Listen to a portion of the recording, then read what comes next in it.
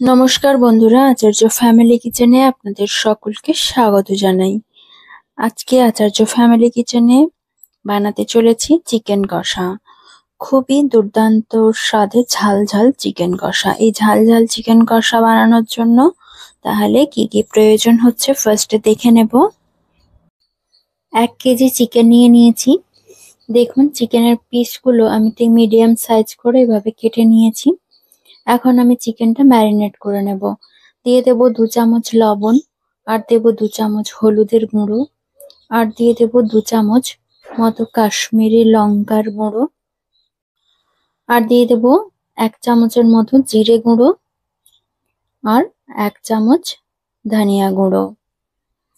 দিয়ে দেওয়ার পরে দেব বেশ কিছুটা পরিমাণে সরিষার তেল।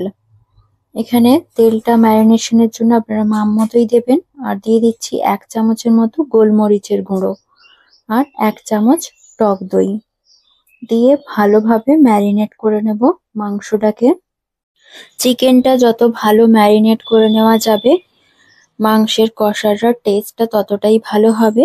আর এই পর্যায়ে দিয়ে দিচ্ছি 1 চামচ রসুন বাটা ও 1 চামচ আদা বাটা দিয়ে আবারও বেশ কিছুটা সময়ের জন্য মাংসটা ভালো মতো ম্যারিনেট করে নেব। ম্যারিনেট করে নিয়ে আধা ঘন্টার জন্য রেস্ট টাইম দিয়ে দেব। তো ঢাকা দিয়ে রেস্ট টাইমে রেখে দেব। ফিরছি আধ ঘন্টা পরে।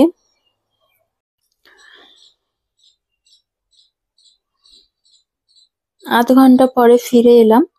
এখন সরাসরি চলে যাব রান্নার প্রসেসে। গ্যাস জ্বালিয়ে কড়াটা ভালো মতো গরম করে দিয়ে দিলাম 100 গ্রাম সরিষার তেল। তেলটা 50% এর মতো গরম করে নিয়ে নেব। পুরোপুরি গরম করব না এই ক্ষেত্রে। আর এখন তেলের মধ্যে দিয়ে দেব টুকরো করে কেটে রাখা একটি বেশ বড় সাইজের আলু। আশা করি দেখেই বুঝতে পারছেন আলুর সাইজটা বেশ বড়ই ছিল। আর আলুতে দিয়ে দিচ্ছি 1 চামচ লবণ ও হলুদ। লবণ হলুদ দিয়ে ভালো মতো আলুটা ভেজে নেব। এক্ষেত্রে লবণ হলুদ দিয়ে ভাজলে কি হবে, লবণের কারণে যেহেতু আলুটা ভালো মতো সেদ্ধ হবে, আর হলুদের জন্য কালারটাও খুবই ভালো হবে। দেখুন লবণ হলুদ সহযোগে আলুগুলো বেশ নাড়াচাড়া করে লালচে কালার করে ভেজে নিচ্ছি।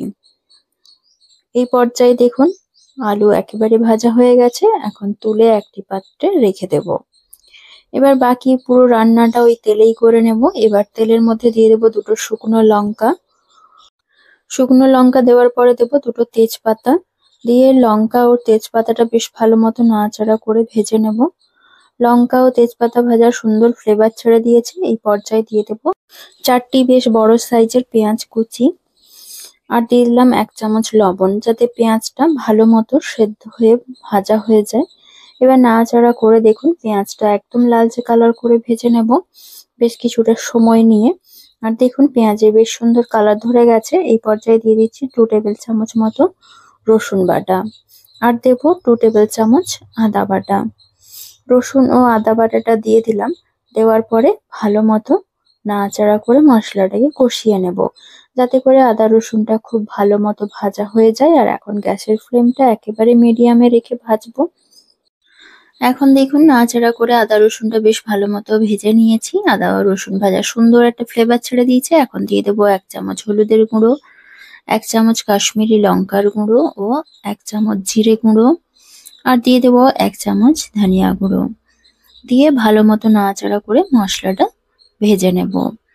আর এখন গ্যাসের ফ্লেমটা লোতে রেখে এই গুঁড়ো মশলাগুলো ভাজবো, নাহলে পুড়ে যাওয়ার চান্স থাকবে। আর দিয়ে দেবো ঝালের জন্য 5টি কুচনো কাঁচা লঙ্কা, আর দেবো 2টো বেশ মিডিয়াম সাইজের টমেটো কুচি। দিয়ে ভালো মতো নাড়াচাড়া করে মশলাটা শুকনো অবস্থায় কষিয়ে নেব। এবার অল্প জল দিয়ে মশলাটাকে কষাতে থাকবো।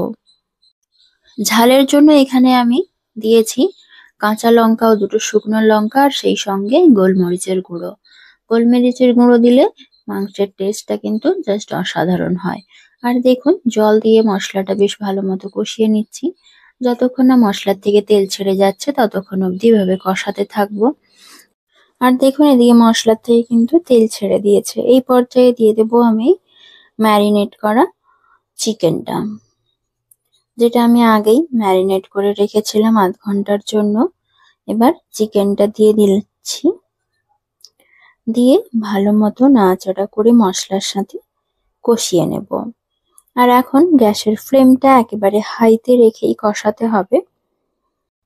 আর দেখুন বেশ কিছুটা সময় নিয়ে ভালো মতো মাংসটাকে কষিয়ে নিচ্ছি।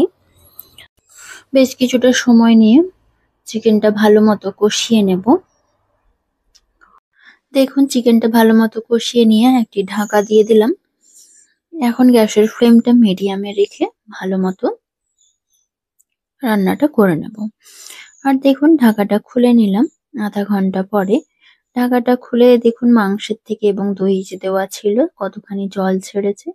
আর এই পর্যায়ে দিয়ে দিলাম ভেজে রাখা আলু আর বেশ কিছুটা পরিমাণে জায়ফল। জায়ফলটা দিলে এখানে ফ্লেভারটা খুবই ভালো হবে, তাই আমি এখানে কিছুটা জায়ফল ইউজ করলাম। মাংসটা হতে থাক, এখন আমি এক টুকরো দারচিনি, দুটো লং ও 4টি এলাচ বেটে নেব। আর এদিকে দেখুন মাংসটা বেশ ভালো মতো কষে গেছে এবং মাংসটাও বেশ ভালো মতো সেদ্ধও হয়ে গেছে। এই পর্যায়ে দিয়ে দেবো বাটা মশলাটা, গোটা গরম মশলা যেটা আমি বেটে নিয়েছিলাম। এখন বাটা মশলাটা দিয়ে মাংসের সাথে ভালো মতো মিশিয়ে নেব এবং মাংসটাকে ভালো করে কষিয়ে নিতে হবে। এই পর্যায়ে দেখুন জলটা একেবারে শুকিয়ে গিয়ে তেল ছেড়ে দিয়েছে আর মাংসটা বেশ ভালো মতো কষানো হয়ে গেছে। আর কাশ্মীরি লঙ্কা দেওয়ার জন্য কালারটাও খুবই ভালো হয়েছে। এই পর্যায়ে আমার চিকেন কষা একেবারেই তৈরি। ভালো লাগলে অবশ্যই লাইক, কমেন্ট, শেয়ার করবেন। সেই সঙ্গে আমার চ্যানেলটা সাবস্ক্রাইব করতে একেবারেই ভুলবেন না এবং পুরো ভিডিওটা ফুল ওয়াচ করার জন্য অনুরোধ রইল। ধন্যবাদ।